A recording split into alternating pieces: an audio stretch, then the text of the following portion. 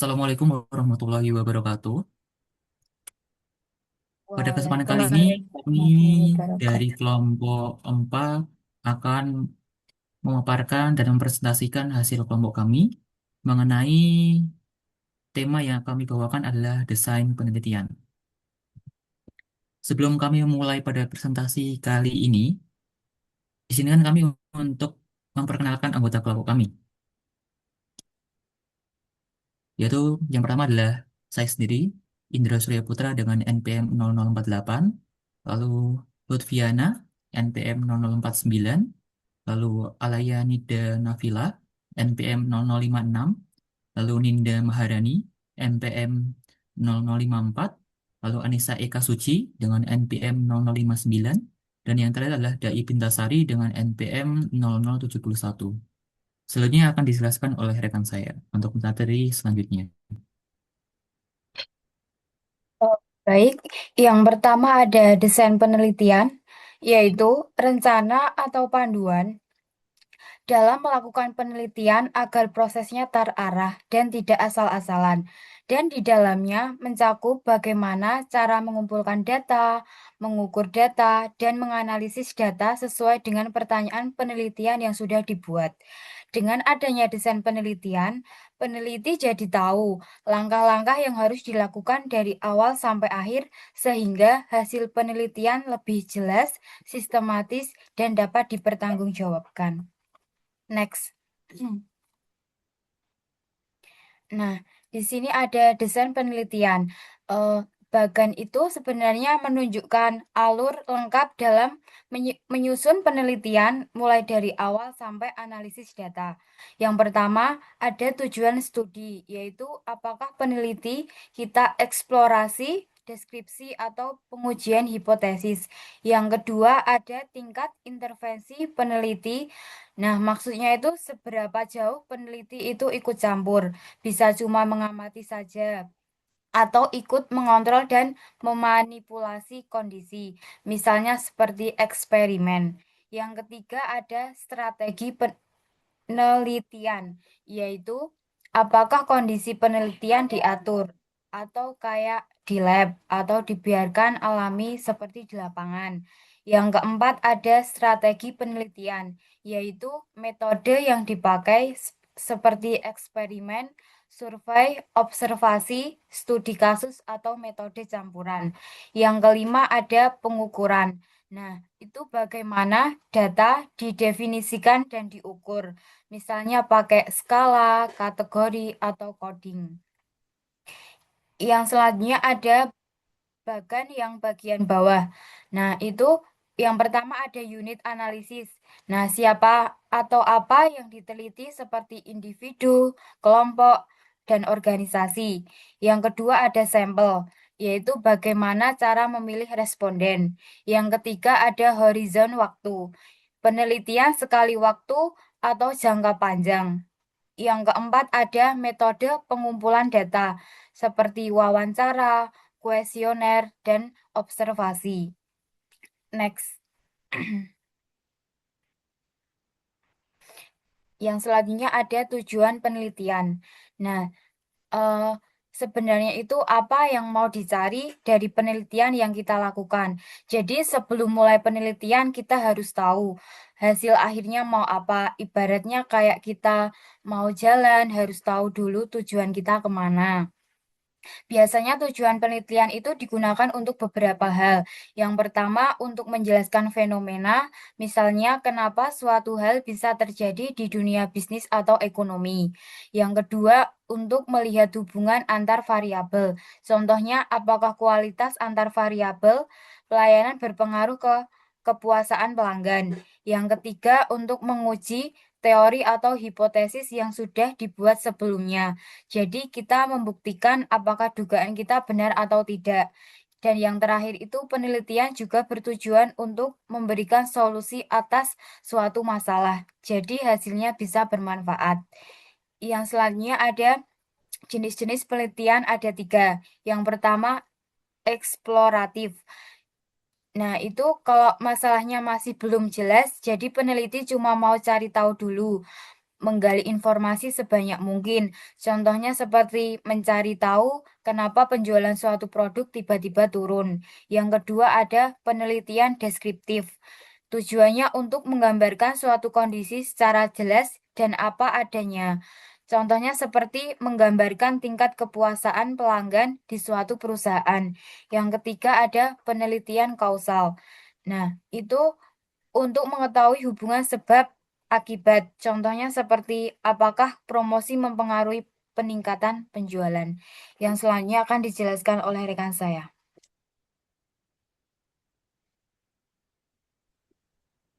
Selanjutnya yaitu variabel adalah segala sesuatu yang dapat berubah atau memiliki variasi dan menjadi objek pengamatan dalam penelitian. Maksudnya variabel yaitu segala sesuatu itu kayak bisa sifat, motivasi atau kepuasan.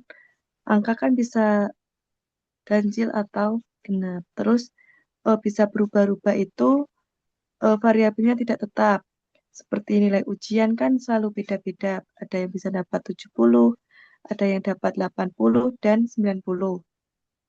Selanjutnya itu variabel yang diteliti itu seperti dilihat, diukur, dibandingkan, dan dicari pengaruhnya. Kemudian jenis-jenis variabel ada variabel independen atau bebas. Variabel independen yaitu penyebab atau yang mempengaruhi, misalnya kayak motivasi kerja.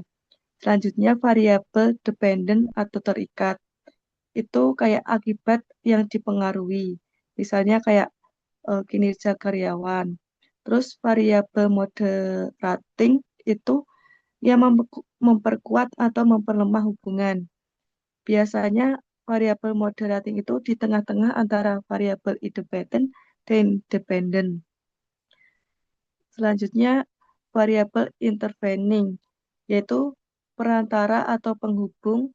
Contoh kepuasan kerja, kan misalnya tadi variabel independennya itu motivasi, terus kepuasan kerja. Jadi, kepuasan itu menjadi penghubung antara motivasi dan kinerja dari karyawan.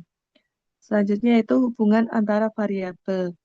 Hubungan antara variabel menjelaskan keterkaitan antara satu variabel dengan variabel lainnya dalam suatu penelitian. Hubungan ini menunjukkan apakah suatu variabel dapat mempengaruhi, berhubungan, atau memberikan dampak terhadap variabel yang lain.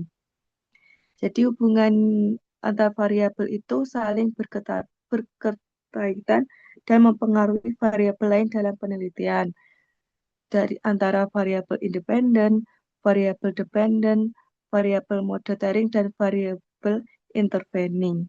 Next.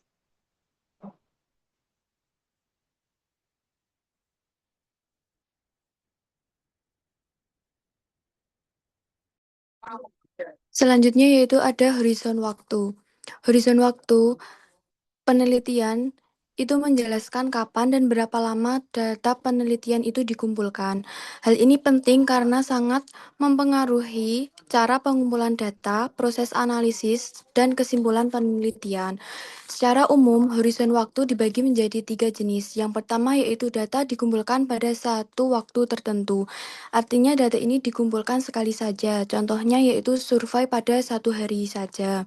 Kemudian yang kedua, data dikumpulkan dalam periode waktu tertentu, yang artinya data dikumpulkan dalam jangka waktu tertentu. Contohnya yaitu data bulanan atau data tahunan. Kemudian yang ketiga yaitu data dikumpulkan pada 2 atau lebih batas waktu yang berbeda atau studi jangka panjang. Ini digunakan untuk melihat perubahan atau perkembangan dari waktu ke waktu. Terdapat 3 jenis studi jangka panjang. Yang pertama yaitu studi tren. Ini mengamati perubahan pada populasi umum dari waktu ke waktu. Contohnya yaitu survei kepuasan pelanggan setiap tahun, tetapi respondennya boleh berbeda-beda. Kemudian yang kedua yaitu ada cohort tadi. Kohort artinya kelompok yang memiliki karakteristik yang sama, misalnya tahun masuk kerja, usia, atau pengalaman. Jadi penelitian ini mengamati kelompok tertentu yang sama, tetapi anggota dalam kelompok itu bisa berubah. Contohnya yaitu karyawan yang masuk di tahun yang sama, diamati perkembangan karirnya. Kemudian yang ketiga yaitu ada studi panel. Panel yaitu sekumpulan responden yang sama secara berulang. Contohnya, wawancara orang yang sama setiap bulannya. Dalam penelitian jangka panjang ini, cocok untuk menganalisis yang membutuhkan data bertahap dan berkelanjutan, bukan hanya sekali pengambilan data. Jadi inti dari horizon waktu itu yaitu pemilihan waktu horizon harus sesuai dengan tujuan penelitian agar hasil lebih akurat dan relevan. Next.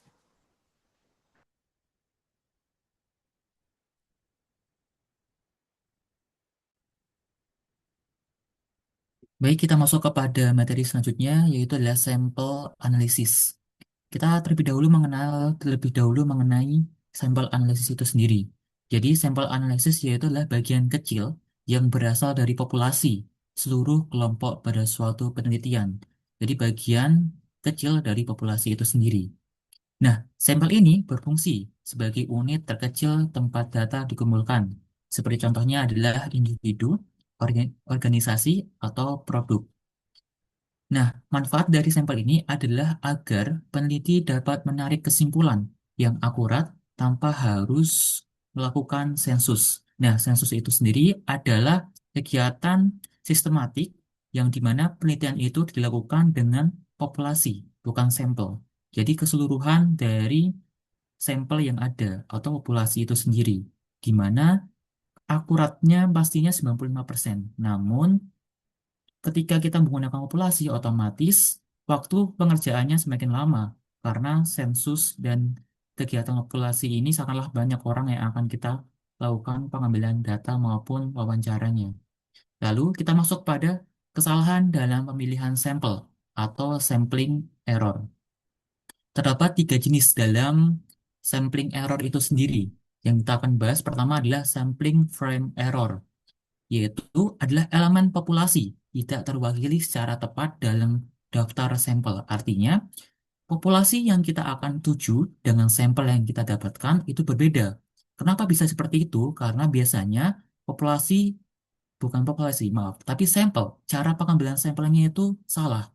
Maka otomatis populasi tidak akan terambil secara random. Akhirnya, sampel ini bisa terjadi sampling frame error. Lalu yang kedua adalah random sampling error, yaitu selisih hasil antara sampel dan sensus karena variasi peluang. Lalu yang nomor tiga adalah no response, no response, no resen- no response, ya itulah, no response error. Sorry, terjadi ketika responden yang terpilih dalam sampel tidak memberikan jawaban atau tidak dapat dihubungi. Akhirnya, data mereka tidak masuk dalam hasil akhir. Penyebabnya bisa sedang sakit, tidak berada di tempat penolakan, dan kuesioner terlalu panjang. Selanjutnya kita akan membahas mengenai pertimbangan dan penentuan jumlah sampel. Terdapat mitos bahwa sampel harus besar atau proporsional, tidak selalu benar. Besarnya sampel tergantung pada variasi parameter, populasi, dan presisi yang dibutuhkan. Nah, pada saat kita menghitung sebuah sampel, terdapat rumus teman-teman, yaitu yang pertama adalah N sama dengan dalam kurung Z S garis miring E tutup kurung pangkat 2, yang dimana Z itu melambangkan derajat keyakinan. Misal, 95% sama dengan 1,96 untuk manajemen akuntansi dan bidang-bidang lainnya. Sedangkan kalau bidang medis itu 99%. Lalu ada S. S itu apa? Yaitu S adalah deviasi standar. Lalu E adalah tingkat kesalahan yang ditoleransi. Karena setiap suatu studi atau penelitian pastinya ada error. Lalu kita masuk faktor yang mempengaruhi pengambilan sampel. Seperti yang pertama, homogenitas unit sampel. Artinya apa? Artinya sampel itu homogen. atau sama saja atau sama semua. Tidak ada keragaman atau perbedaan antara sampel satu dengan sampel lain. Dan keragaman itu biasanya sama. Akhirnya terjadi homogenitas unit sampel yang dimana akan mengakibatkan data outputnya sama dan menyebabkan banyak sekali kesimpulan maupun penelitian yang kurang akurat. Selanjutnya adalah derajat kepercayaan, lalu presisi atau ketelitian, dan prosedur analisis yang akan digunakan. Selanjutnya kita akan membahas mengenai pedoman dan metode desain sampel.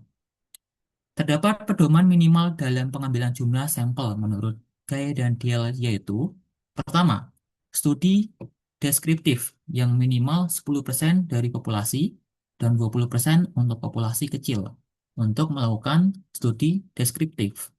Lalu yang kedua adalah studi korelasional yang minimal 30 sampel.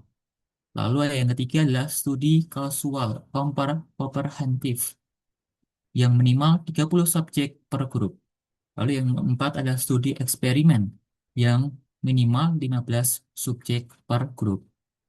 Lalu kita masuk pada mengenai metode desain sampel. Secara garis besar dibagi menjadi dua, yaitu yang pertama adalah probabilitas, yaitu adalah pengertiannya setiap sampel punya peluang yang sama.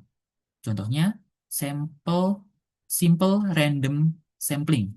Ada sistematis, ada stratifikasi, ada cluster, dan multi tahap.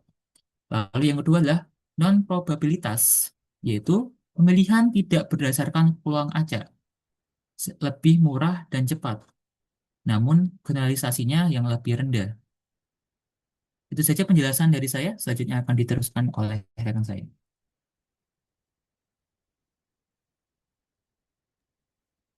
Yang selanjutnya ada pengertian proposal penelitian. Di sini, proposal penelitian adalah suatu usulan penelitian yang diajukan oleh seseorang atau suatu badan perusahaan organisasi yang menghasilkan suatu output tertentu atau memberikan jasa penelitian kepada sponsor pendukung.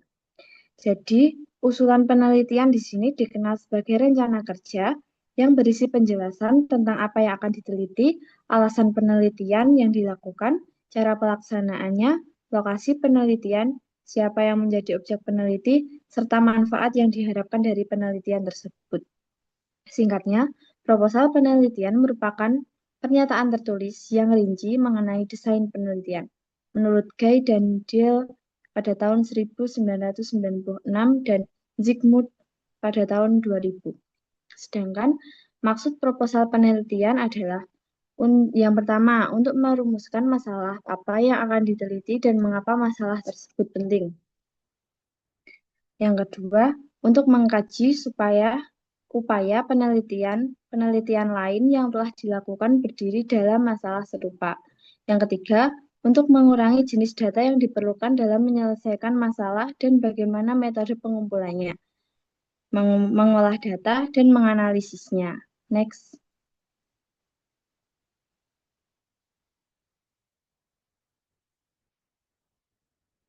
Selanjutnya ada fungsi proposal penelitian. Yang pertama ada sebagai pedoman pelaksanaan penelitian, yaitu proposal penelitian berfungsi sebagai rencana kerja yang memandu peneliti dalam melaksanakan penelitian secara sistematis, mulai dari perumusan masalah, pengumpulan data, hingga analisis data. Yang kedua, sebagai alat untuk menjelaskan rencana penelitian kepada pihak lain. Contohnya, proposal digunakan untuk mengomunikasikan ide penelitian kepada dosen pembimbing agar mereka bisa memahami tujuan, metode, dan manfaat penelitian yang akan dilakukan. Yang ketiga, sebagai dasar penelitian kelayakan penelitian. Proposal memungkinkan pihak lain menilai apakah penelitian tersebut layak dilakukan atau tidak, baik dari segi topik, metode, waktu, maupun sumber daya yang dibutuhkan. Yang keempat adalah sebagai alat untuk memperoleh persetujuan atau pendanaan.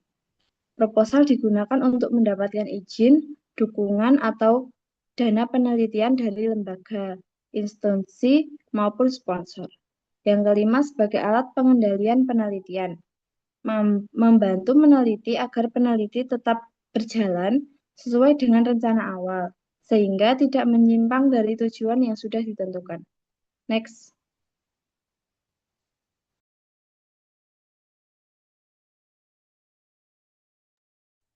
Yang selanjutnya itu ada format laporan. Format laporan penelitian merupakan kerangka perorganisasian dari bagian-bagian laporan penelitian. Format laporan penelitian secara umum dapat disusun berdasarkan 3 bagian. Untuk format laporan penelitian adalah susunan atau struktur yang digunakan untuk menyusun hasil penelitian secara sistematis. Tujuannya agar laporan mudah dipahami, runtut, dan sesuai dengan kaidah ilmiah. Yang pertama yaitu ada bagian pembukaan. Bagian pembukaan adalah bagian awal laporan yang memberikan gambaran umum tentang penelitian, adapun isi dari bagian pembukaan yaitu halaman judul. Halaman judul merupakan bagian pembukaan dari laporan penelitian yang membuat informasi antara lain mengenai judul penelitian, judul laporan, identitas penyusunan laporan, kepada siapa laporan itu dituju. Yang kedua yaitu ada halaman pengesahan. Tanda persetujuan atau tanda bukti bahwa laporan telah disetujui, yaitu bagian dari laporan penelitian yang berisi identitas peneliti, sumber biaya penelitian, dan otoritas persetujuan dosen pembimbing. Yang selanjutnya yaitu ada daftar isi, yaitu memudahkan pembaca menemukan bagian tertentu yang memberikan informasi mengenai bagian dan subbagian pembahasan dalam laporan disertai referensi nomor halaman. Yang selanjutnya ada kata pengantar, merupakan bagian pembuka dari laporan penelitian yang membuat maksud dan tujuan penelitian menyusun laporan. Contoh seperti ucapan syukur, tujuan penulisan, dan terima kasih. Yang terakhir yaitu dari bagian pembuka ada abstrak. Abstrak adalah ringkasan singkat penelitian. Karena bagian pembukaan dari laporan penelitian ini memberikan informasi secara ringkas mengenai alasan penelitian melakukan penelitian, metode penelitian yang digunakan, atau kesimpulan hasil penelitian. Intinya, bagian pembuka ini adalah membantu pembaca memahami gambaran awal penelitian sebelum masuk ke isi utama. Yang kedua yaitu bagian isi. Bagian isi adalah bagian utama laporan yang menjelaskan seluruh proses dan hasil penelitian secara lengkap. Meliputi yang pertama pendahuluan, latar belakang yang menjadi motivasi untuk melakukan penelitian, rumusan masalah penelitian, dan tujuan manfaat penelitian. Yang kedua ada kerangka teoritis atau telaah literatur, merupakan bagian dari isi laporan penelitian yang teliti pada bab 2 yang berisi teori-teori yang mendukung penelitian terdahulu. Yang ketiga yaitu ada metode penelitian yang menjelaskan pendekatan dan metode penelitian yang sedang dilaporkan. Beberapa hal yang biasanya diuraikan pada bagian ini yaitu sumber data, horizon waktu, metode pengumpulan, dan penelitian. Yang selanjutnya itu ada hasil dan pembahasan. Hasil merupakan informasi mengenai hasil analisis data yang membantu mengimplementasikan data yang diteliti sehingga mudah membuat kesimpulan. Sedangkan pembahasan merupakan bagian yang mendiskusikan implikasi dari hasil analisis data. Yang selanjutnya itu ada kesimpulan, yang membuat informasi mengenai kesimpulan yang dibuat peneliti biasanya padat, singkat, berdasarkan hasil dan pembahasan. Selanjutnya ada keterbatasan. Keterbatasan itu kelemahan atau kendala dalam penelitian. Yang terakhir ada rekomendasi, merupakan rekomendasi atau saran yang diberikan oleh penelitian. Yang terakhir ada bagian lampiran. Bagian lampiran merupakan tambahan dalam laporan penelitian yang berisi data-data pendukung. Data yang dimasukkan ke dalam lampiran biasanya tidak dijelaskan secara rinci di bagian isi, tetapi tetap penting karena menjadi bukti dari penelitian yang dilakukan terdiri atas 1. Formulir pengumpulan data seperti kuesioner atau wawancara. Yang kedua ada kalkulasi rinci. Yang ketiga ada tabel-tabel pendukung. Yang keempat ada referensi, dokumen atau referensi tambahan. Fungsi dari laporan ini adalah untuk memperkuat hasil penelitian yang menunjukkan bahwa data yang digunakan dapat dipertanggungjawabkan. Jadi, meskipun beberapa di bagian akhir lampiran memiliki peran penting dalam mendukung keakuratan penelitian. Sekian dari saya, terima kasih.